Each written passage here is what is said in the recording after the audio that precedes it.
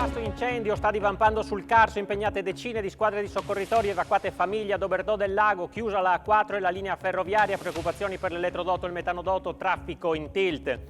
La Regione sottoscriverà un decreto di emergenza dopo un vertice in prefettura a Gorizia in modo da consentire di assistere al meglio le persone coinvolte. Il vicegovernatore Riccardi parla di situazione critica da gestire. Chiedeva soldi a donne conosciute tramite Facebook in cambio di promesse matrimoniali fingendosi un soldato americano in missione. Così un 47enne ghanese ha spillato alle ignare vittime 63.000 euro, ora è finito nei guai.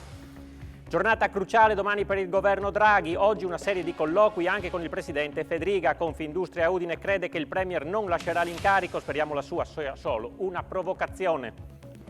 Alla 33esima edizione del meeting di Lignano ci saranno i nomi più noti del circuito mondiale di atletica leggera, grande attesa per l'appuntamento di quest'anno nonostante il forfait di Marcel Jacob.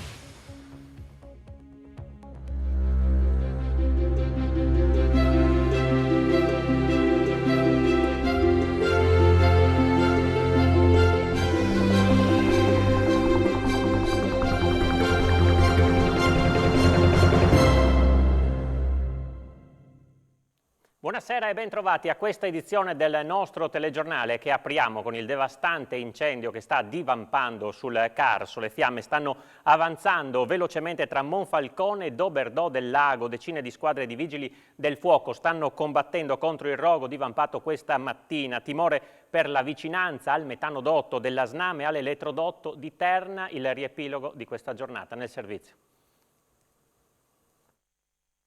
Un nuovo vasto incendio è scoppiato stamani sul Carso, questa volta in territorio regionale.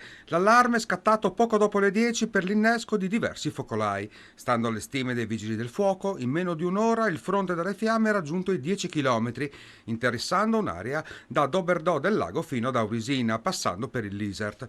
Sul posto stanno operando decine di squadre dei pompieri, giunte da Monfalcone, Gorizia e Trieste e anche dal resto del Friuli, oltre a 2 elicotteri. Almeno 3 i focolai più importanti, in località Sablici, nel comune di Doberdò del Lago, e nella zona dell'Isert, dove si sono levate alte colonne di fumo, visibili anche da decine di chilometri da Gorizia a Trieste. È stato interrotto il traffico ferroviario in zona, sostituito da un servizio su gomma. Interdetta anche la viabilità sulla statale 14 e sul raccordo dell'Isert, dove le fiamme hanno iniziato a minacciare il casello autostradale su ambo i lati, costringendo Autovie Venete a chiudere la 4 tra Re di Puglia e l'Isert. Il personale è stato evacuato. Alle 15 è scattato il blocco della viabilità anche nel tratto tra Sistiana e Re di Puglia in direzione Venezia. Successivamente il fronte delle fiamme si è avvicinato all'elettrodotto Terna e al metanodotto SNAM che attraversa il territorio di Doberdò del Lago. Le cause sono in fase di accertamento, ma non si esclude che a generare l'incendio siano state le scintille scaturite da un treno in frenata. Bassi i rischi di tossicità dell'aria. Il vento da una parte alimenta l'incendio, dall'altra porta altrove i fumi. Sia le stazioni del vento dell'agenzia che le modelistiche indicano che per qualche ora il vento soffierà verso sud-ovest, quindi verso la Slovenia, ha spiegato l'assessore regionale all'ambiente Fabio Scocimarro. Le centraline al momento misurano bassi livelli di PM10, ma il monitoraggio dell'ARPA FVG proseguirà, restando a disposizione delle autorità per eventuali richieste di intervento con contaparticelle. Le operazioni continuano per fronteggiare le fiamme che stanno velocemente avanzando. E sentiamo ora dalla voce del sindaco di Doberdò del Lago, Fabio Vizintin, che abbiamo raggiunto al telefono, qual è la situazione nel suo comune. La situazione sicuramente non è tra le migliori, devo però ringraziare tutto il personale di Vigili del Fuoco, Protezione Civile, Terna, SNAM, tutti quanti perché veramente stanno facendo un ottimo lavoro, vista la situazione che è veramente drammatica e visto anche che gli incendi sono molteplici, non è solo uno e quindi diventa molto più difficile fronteggiare tutto quanto. Sono state evacuate le persone residenti nella frazione di Sablici, praticamente adesso per il momento in via precauzionale per evitare intossicazioni dovute al respiro di esalazioni nocive e si spera che una volta sedata la situazione possano tornare il prima possibile. È difficile da circoscrivere, è difficile da gestire, fortunatamente ci sono gli sforzi congiunti di tanti attori che rendono possibile praticamente fronteggiare anche questo tipo di situazione e ancora una volta ringrazio tutti quanti perché veramente stanno facendo il loro meglio per gestire tutto quanto. Sono moltissimi i disagi in conseguenza dell'incendio. A Trieste segnalati diversi blackout nelle abitazioni per i lavori effettuati da Terna, che ha staccato la linea per consentire i soccorsi aerei. Ovviamente il traffico è andato in tilt anche nelle strade statali e provinciali per la chiusura di un lungo tratto della A4 e si è da poco concluso un vertice tra il prefetto di Gorizia, Raffaele Ricciardi, e il vicepresidente con delega alla protezione civile Riccardo Riccardi per fare il punto sui soccorsi e sull'accoglienza eventuali sfollati. La Regione inoltre dichiarerà lo stato di emergenza. Sentiamo Riccardi. Abbiamo complessivamente sui luoghi degli incendi 3 elicotteri della Vigili del Fuoco, 2 della Protezione Civile, è arrivato un Canadair poco fa in collegamento col Dipartimento Nazionale stanno cercando di mandarcene un altro. Non siamo nelle condizioni di fare previsioni, al momento sia la linea ferroviaria che la rete autostradale restano chiuse. Adesso io andrò a sottoscrivere di concerto col Presidente della Regione un decreto d'emergenza per assistere anche tutte le persone che ovviamente sono uscite dalla rete autostradale e quindi avremo anche dei disagi derivanti dal traffico, dove insomma, il comune maggiormente colpito è Monfalcone. E oltre a questo c'è il problema anche delle persone che dovevano utilizzare la linea ferroviaria, che abbiamo notizie sia su Trieste che su Monfalcone, quindi cercheremo di garantire i generi di conforto per cercare di capire se durerà ancora quante ore questa situazione. I vigili del fuoco stanno lavorando insieme col Corpo Forestale e la protezione civile per mettere in sicurezza quei punti degli impianti della SNAM che sono nei luoghi dell'incendio. Questi lavori sono stati coordinati dal prefetto di Gorizia, c'era anche il questore, quindi insomma, come sempre tutte le forze secondo il protocollo sono a disposizione. Poi sono stati anche deviati il traffico pesante secondo il protocollo a Villesse per non farli arrivare in fondo. La barriera dell'Isert, che è quella fortemente colpita dall'incendio, i fumi sono importanti. Sulla causa credo che sia prematuro tentare di dare una spiegazione. Ora occupiamoci delle persone che sono colpite e che stanno vivendo un disagio, quindi noi dobbiamo cercare di alleviare questo e poi naturalmente di contenere l'incendio. Come abbiamo sentito, la situazione più critica è quella di Doberdò del Lago. Abbiamo sentito un residente che poi è stato evacuato in questa testimonianza raccolta dal nostro Fabio Di Bernardo. Qui dove siamo? Siamo a Sablici, in località Sablici, Doberdò del Lago. E niente, al momento c'è un incendio, anzi sono stati 4 incendi qua attorno tra Medeazza e l'Isert, insomma, e speriamo che riescano a spegnerli, perché insomma il fuoco sembra abbastanza veloce. Veloce, vicino, voi abitate qua? Sì, qua è un complesso di 4-5 case. Più altre 2 di là. Avete paura? Beh, insomma, paura c'è sempre. Ecco, speriamo che riescano a arginarli. Vedevo anche un altro elicottero, non soltanto italiano penso, ma anche sloveno. Stava arrivando dalla Slovenia, quindi penso che stiano arginando anche quello a Medeazza. Sull'incendio sul Carso è intervenuta anche la SNAM con una nota. La situazione dei metanodotti, dicono dalla SNAM, è costantemente monitorata dalla società in coordinamento con i vigili del fuoco e la prefettura. Al momento non ci sono danni ai metanodotti e agli impianti e le forniture di gas non sono state interrotte, dice il portavoce della società.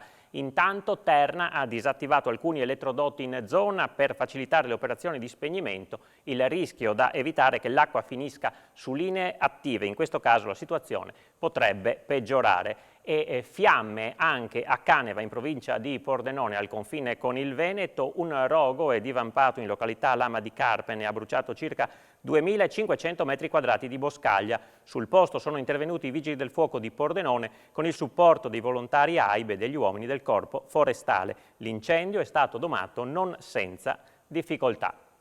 E legato naturalmente all'incendio c'è sempre il tema della siccità che sta colpendo l'Italia e la nostra regione, ed è emblematica la situazione dell'Isonzo. Il flusso del fiume da alcuni giorni è praticamente particolarmente scarso, in alcuni tratti quasi assente, e sta mettendo in seria difficoltà la vita anche dei pesci presenti nel corso d'acqua, ridotti a dover sopravvivere in basse e sempre più calde pozze. Perciò il personale del Consorzio di Bonifica della Venezia Giulia e dell'Ente Tutela Patrimonio Ittico, assieme a diversi volontari, è intervenuto a Gradisca d'Isonzo per salvare numerosi pesci intrappolati in pozze in via di esaurimento, trasferendoli in altre più profondi. Nei prossimi giorni continuerà l'attività di monitoraggio. L'amministrazione comunale di Gradisca, guidata dal sindaco Linda Tomasincic, sentiti i tecnici del consorzio per un resoconto della situazione, si è resa disponibile a coadiuvare la loro attività per mitigare gli effetti sulla fauna ittica di questo periodo di tremenda siccità. Voltiamo pagina con la cronaca, ancora giallo sulle cause del decesso di Walter Pappalettera, il 41enne trovato senza vita domenica pomeriggio nel garage della propria abitazione a Gorizia. Si indaga per omicidio, ma non è esclusa l'ipotesi della caduta violenta. Sarà l'autopsia a fare chiarezza sull'accaduto. È ancora giallo sulle cause del decesso di Walter Pappalettera, il 41enne ucciso domenica pomeriggio nel suo garage a Gorizia. Ad aggredirlo, secondo quanto trapela dalla questura del capoluogo isontino, potrebbe essere stato un gruppo di persone. Si indaga per omicidio, ma non è esclusa la caduta violenta. Gli investigatori non tralasciano al momento alcuna pista, a partire da quella di un regolamento di conti per consumo e spaccio di sostanze stupefacenti. Sul corpo del 41enne è stata comunque disposta l'autopsia. Ex titolare di un tabacchino a San Rocco, la vittima viveva a Sant'Anna, in via Garzarolli, insieme ai genitori in un condominio del Palazzo Celestino che spicca sulla via. Pappalettera è stato ritrovato con un'ecchimosi al volto ed una ferita lacero-contusa sulla fronte. Sarà l'autopsia a rilevare quali altre ferite gli sono state provocate, mentre proseguono le indagini per risalire all'identità dei responsabili. Per cercare eventualmente di dare quanto più possibile un volto, un numero preciso agli assalitori, al vaglio ci sono i filmati delle telecamere di sorveglianza del quartiere. Domenica pomeriggio, a quanto pare, nessuno dei vicini di casa ha sentito e visto nulla. Il box dove è stato ritrovato l'uomo, ancora agonizzante, è stato posto sotto sequestro. Chiedeva continuamente soldi a donne conosciute tramite Facebook in cambio di promesse matrimoniali o adducendo le scuse più disparate, ma è finito nei guai. Si fingeva un militare americano in missione in Siria e con diverse ma tutte false giustificazioni, nel 2021 si è fatto versare da 3 donne considerevoli somme di denaro. Il sedicente soldato in realtà era un 47enne ghanese residente a Pordenone che utilizzava Facebook per individuare, quindi sedurre virtualmente, donne che in buona fede gli versavano dei soldi tramite bonifico bancario o ricarica sulla carta Postepay. Un bel gruzzolo verrebbe da dire se si pensa che a conti fatti la cifra si aggira sui 63.000 euro. L'uomo, secondo la procura di Pordenone, che si è avvalsa nelle indagini del nucleo truffe online dei carabinieri, si è fatto versare denaro in cambio di promesse di matrimonio oppure adducendo le scuse più disparate, dal pacco bloccato alla dogana e la necessità di soldi per sbloccarlo, all'incidente stradale con il figlio. Le indagini, lunghe e complesse, hanno per ora consentito al GIP di Pordenone di emettere l'ordinanza di custodia cautelare nei confronti dell'uomo, con tanto di obbligo di presentarsi davanti all'autorità giudiziaria. Da qui l'invito del procuratore Raffaele Tito a presentare attenzione nell'erogare soldi a persone o enti che non si conoscono veramente. E intanto continuano gli interrogatori di garanzia degli indagati per i maltrattamenti nella RSA di Aiello. 3 le persone sentite oggi, ma solo una ha risposto alle domande del PM. Sulla questione interviene anche l'Ordine degli Infermieri che dice se le accuse saranno confermate prenderemo provvedimenti seri. Sono continuati stamani gli interrogatori di garanzia degli operatori della RSA Le Meridiane di Aiello accusati di maltrattamenti nei confronti degli ospiti della struttura. Dopo i primi interrogatori di sabato, durante i quali 2 indagate agli arresti domiciliari si sono avvalse della facoltà di non rispondere, oggi sono stati sentiti 2 ossa ai domiciliari, un 39enne e un 43enne e un infermiere di 64 anni sospeso per 3 mesi. L'infermiere e il 43enne, difesi rispettivamente dagli avvocati Francesco De Carlo e Paola Diana, hanno preferito non rispondere in questa fase, riservandosi di chiarire la loro posizione non appena il quadro probatorio sarà più chiaro. L'operatore più giovane, davanti al GIP Matteo Carlisi, ha risposto alle domande del PM Elena Torresin. Il mio assistito, dichiara l'avvocato Francesco Guido di Cosenza, ha voluto chiarire la propria posizione e dare la sua versione dei fatti. Sul caso è intervenuto l'Ordine degli Infermieri di Udine, che in un comunicato del presidente Stefano Giglio ha espresso riprovazione per quanto accaduto. I maltrattamenti ipotizzati ai danni di di anziani non autosufficienti, si legge nella nota, non fanno parte né della cultura né della professionalità degli infermieri. Se saranno confermati la responsabilità e il coinvolgimento di infermieri, questo ordine non esiterà a procedere con provvedimenti disciplinari severi e adeguati alla gravità del caso. È caduto da un'altezza di 4,5 metri, riportando un trauma al bacino e alla zona lombare. Attimi di paura nel tardo pomeriggio a Fontana Fredda, un uomo di 52 anni di nazionalità ucraina, residente a Sacile, dopo aver perso l'equilibrio è precipitato dal ponteggio di un'abitazione in corso di ristrutturazione. L'uomo è stato soccorso dal personale del 118 e trasportato a Udine. Voltiamo pagina con la politica, con la situazione del governo nazionale. Oggi il premier Mario Draghi ha avuto un colloquio telefonico anche con il presidente della Conferenza delle Regioni, Massimiliano Fedriga. Domani giornata cruciale. Una telefonata sulla quale vige il massimo riservo. Il presidente della regione Massimiliano Fedriga, in qualità di presidente della Conferenza delle Regioni, e il premier, tecnicamente dimissionario Mario Draghi, si sono sentiti in mattinata. È verosimile che Draghi abbia dato indicazioni su quello che sarà il suo discorso al Parlamento. In ogni caso i dettagli non sono stati resi noti per questioni di rispetto. Il premier ha avuto interlocuzioni con diverse figure istituzionali, ma non solo, tra queste anche il leader del PD Enrico Letta, scatenando la rabbia del centrodestra, ma nulla è mai trapelato in queste ore così complesse. Fedriga ha anche preso parte alla riunione della Lega convocata da Matteo Salvini per valutare un possibile governo Draghi bis, purché la condizione sine qua non ci sia il Movimento 5 Stelle. Sono ore frenetiche in attesa di domani, quando Draghi parlerà al Senato, dove in serata si voterà la fiducia, e poi ci sarà una replica, nel caso di voto positivo, alla Camera giovedì. Il governo non cadrà, questa è la convinzione e l'auspicio degli industriali di Udine, che ritengono le dimissioni di Draghi una provocazione. Abbiamo una tale fiducia in quello che è il nostro Premier e in quello che è anche il nostro Presidente della Repubblica che vogliamo pensare tutto questo sia stata una provocazione per far capire innanzitutto che il rigore istituzionale è un qualcosa di imprescindibile, che la coerenza ha ancora un valore e che quando si dice questo governo può andare avanti solo in caso di unità nazionale lo si pensa davvero. Gli industriali di Udine, per bocca della vicepresidente Anna Mareschi Danieli, guardano con ottimismo alla giornata di domani, quando Draghi riferirà al Parlamento le proprie decisioni: andarsene o restare, come in molti gli stanno chiedendo, evenienza che auspica anche Confindustria Udine, tra le prime realtà a proporlo come premier. Draghi aveva una maggioranza bulgara, non l'ha utilizzata perché aveva preso un impegno basato su un'unità nazionale che è venuta meno. Conseguentemente lui ha fatto ciò che aveva detto, se n'è andato. La ritengo quindi una provocazione per spiegare che un certo tipo di politica a noi non sta più bene. Non credo nel Draghi bis perché ha sempre detto che non lo avrebbe fatto e quindi immagino che la sua coerenza verrà confermata anche in questo caso. Se cade il governo, però, cosa succede per la nostra economia? Non cadrà il governo. Non è possibile che un premier intelligente, preparato come quello che abbiamo, faccia cadere un governo in un momento di questa tragicità, quindi il governo non cadrà.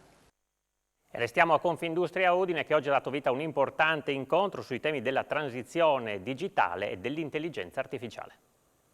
Sempre più uomo e macchine dovranno convivere creando valore e ricchezza, guidati dall'intelligenza artificiale, settore che produce 13 trilioni di dollari di crescita di PIL nel mondo, una tecnologia che ha ampi margini anche in Italia e di cui si è parlato in un incontro a Confindustria Udine, ospite d'eccezione Marco Landi, già presidente di Apple.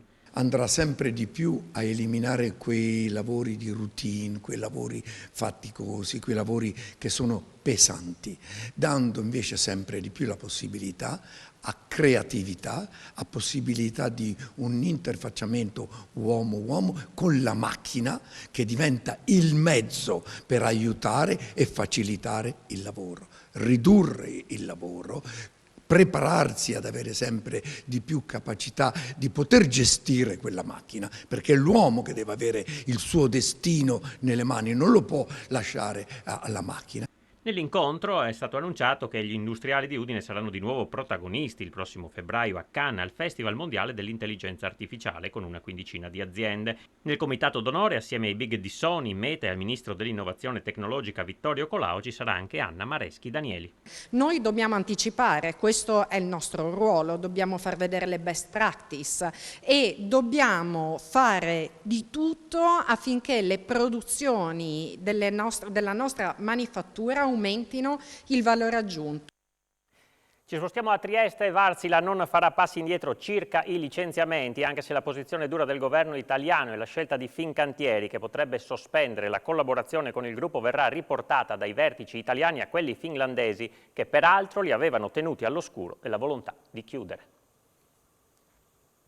In questo momento Varsila conferma il piano e fare tutto il possibile per le proprie maestranze per cercare di trovare un futuro. Il gruppo Varsila al momento non farà passi indietro sui 450 licenziamenti. L'incontro nel Palazzo della Regione tra il presidente Massimiliano Fedriga con gli assessori Alessia Rosolena e Sergio Emilio Bini e i vertici di Confindustria Alto Adriatico è servito alla politica per ribadire la linea dura che non prevede transizioni. Abbiamo preso atto di quanto ci è stato detto dalla Presidenza, riporteremo su al management finlandese e ci ritroveremo molto presto su tavoli sia qua che al Mise. Anche Fincantieri ha intenzione di interrompere collaborazioni strategiche per l'innovazione di prodotti su motori green con la Varsila, non ritenendo di poter continuare la partnership con il gruppo. Bocchicchio inoltre ha ammesso che i vertici italiani erano all'oscuro di tutto. La nota dei licenziamenti è uscita il 14 luglio. I vertici di Varsila Italia hanno saputo della decisione il giorno 13 ultimo scorso. Restiamo in tema di economia. Oggi i curatori fallimentari di DM, Electron Italia e Romania hanno incontrato i sindacati per aggiornarli sulla situazione. L'obiettivo è salvaguardare la loro continuità delle due aziende fallite. L'obiettivo è tenere in piedi sia l'azienda italiana sia quella rumena, salvaguardando operatività e valori in vista di una cessione. È quanto hanno detto i curatori fallimentari della DM Electron Italia, Sante Casonato, e della DM Romania, Massimo Roma, e i rappresentanti della CGIL e della CISL sul fallimento delle due società fornitrici di prodotti elettronici a grandi gruppi. Attualmente i posti di lavoro a rischio sono 71, 38 a Buida, gran parte dei quali in cassa integrazione ordinaria, e 33 a Rasnov, tutti interinali. Oggi, racconta Casonato, abbiamo sentito i sindacati per aggiornarli sulla situazione. Cercheremo di salvare la continuità di entrambe le aziende funzionalmente collegate. Quella italiana è già gestita da Exor con l'affitto d'azienda. Ora si tratta di capire, continua, se Exor è disponibile a gestire anche la DM Romania. Dopo la messa in sicurezza si potrà procedere con l'iter fallimentare. A fine agosto, conclude, avremo un quadro più chiaro. Una notizia appena arrivata in redazione è gravissima. Una bambina di 4 anni caduta da 7 metri è successo verso le 17 di oggi in una casa di via Cividale a Udine. La piccola, di nazionalità straniera, ha aperto la finestra della mansarda al secondo piano dove si trovava anche la madre e si è appoggiata alla grata anti-intrusione, che però ha ceduto. Sul posto sono arrivati, oltre ai sanitari che hanno portato la bambina in ospedale, anche gli agenti della squadra volante e la scientifica della Questura di Udine. Al momento non sono state ravvisate responsabilità di tipo penale. I numeri di oggi del Covid: nelle ultime 24 ore nella nostra regione sono stati registrati 2.800 nuovi contagi, emersi da 12.343 tamponi tra molecolari e antigenici, 4 i decessi, 3 in provincia di Udine e 1 nel Pordenonese. Sono sempre 7 le persone ricoverate in terapia intensiva, mentre 288 si trovano in altri reparti. E torna l'autobus in centro storico a Udine e sarà elettrico. Da dicembre il nuovo mezzo ecologico transiterà nel cuore della città. Unico neo i costi dell'energia elettrica, ma il comune sta correndo ai ripari.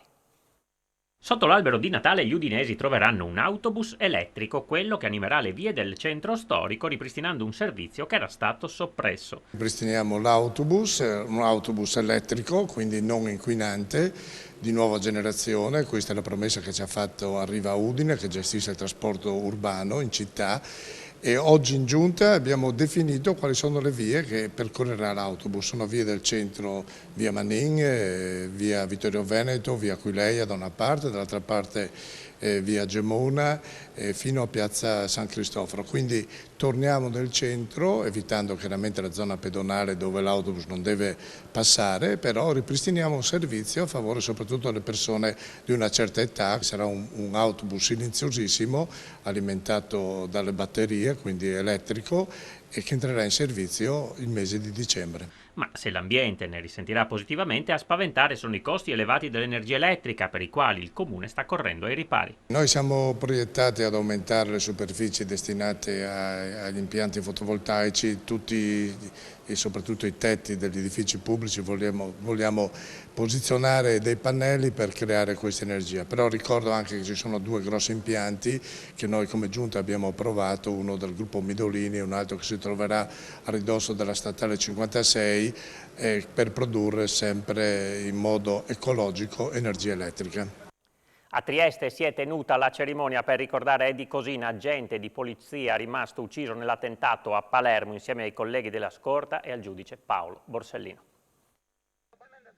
Erano le 16:58 quando la Fiat 126 imbottita di tritolo è esplosa in via D'Amelio a Palermo. In quell'esplosione sono morti il giudice Paolo Borsellino e gli agenti della scorta. Trieste ha voluto ricordare oggi Walter Eddie Cosina, uno dei 5 poliziotti deceduti in quel terribile attentato di mafia. Le sorelle di Cosina hanno ancora una volta chiesto verità, mentre Don Ciotti, il prete fondatore di Libera, ha sottolineato come c'è stata l'occasione per un'Italia migliore. Io credo che la vera storia che dobbiamo riflettere nasce con Tangentopoli, però. Abbiamo perso una grande occasione a febbraio a Tangentopoli, poi è arrivata la strage di Capaci, via D'Amelio. Perché a Tangentopoli lì si è chiamato in gioco la corruzione, gli intrallazzi di un segmento della politica. E invece in quel momento, invece che diventasse una questione morale, etica da parte della politica, dei partiti in quel caso, c'è stata una battaglia contro quei magistrati che stavano cercando di far emergere delle verità scomode. Il futuro passa anche dai giovani. I giovani sono meravigliosi quando trovano dei punti di riferimento veri, coerenti e credibili. Oggi la mafia è globalizzata, ma non è l'unico problema. E oggi il vero problema che deve farci riflettere è la normalizzazione. La testa della gente è uno dei tanti problemi. Così le ecomafie, così l'usura, così il gioco d'azzardo, così la droga. C'è di più di prima. Meno prevenzione, meno servizi, meno interventi. E allora qui ci vuole uno scatto da parte della politica, ma anche da parte di noi cittadini. Il Don ha incontrato gli esponenti di Libera di Trieste e poi ha voluto incontrare i migranti che arrivano in città. A parole ci siamo tutti, ma dov'è questa Europa? Che paghiamo i soldi alla Turchia perché tenga 2,5 milioni di migranti, perché non devono disturbare i nostri confini. Legame è sempre più forte tra la cantina di Ramuscello e il vino. Questa mattina c'è stata la posa dell'indicazione Città del Vino in prossimità del cartello della frazione di Ramuscello, il tutto nell'anno in cui ricorre il 60° anniversario della fondazione della cantina. Ramuscello, città del vino, nelle parole ma anche nei fatti, dal momento che nel 60° anno della cantina della frazione di Sesto Reghena, oggi la cartellonistica stradale ha beneficiato di un'aggiunta importante che appunto qualifica Ramuscello a tutti gli effetti città del vino. La cantina produttori Ramuscello ha voluto fortemente questo legame del comune di Sesto Reghena all'interno delle città del vino. Oggi aprire i nostri obiettivi e le nostre visuali verso un mercato che sta crescendo notevolmente è importante.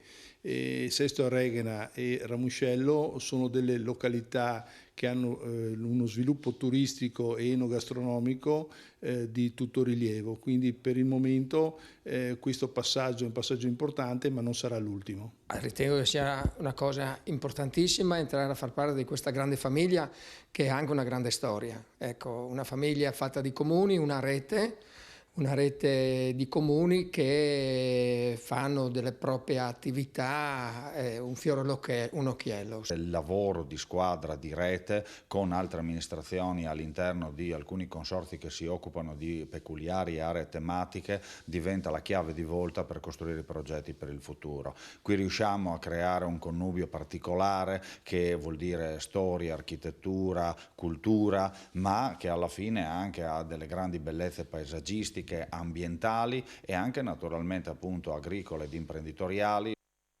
Il meeting di atletica leggera di Lignano, ma anche il calcio con l'Udinese e il Pordenone al centro dell'edizione sportiva del nostro telegiornale, subito dopo l'edizione serale del TG. Grazie per essere stati con noi, buon proseguimento di serata.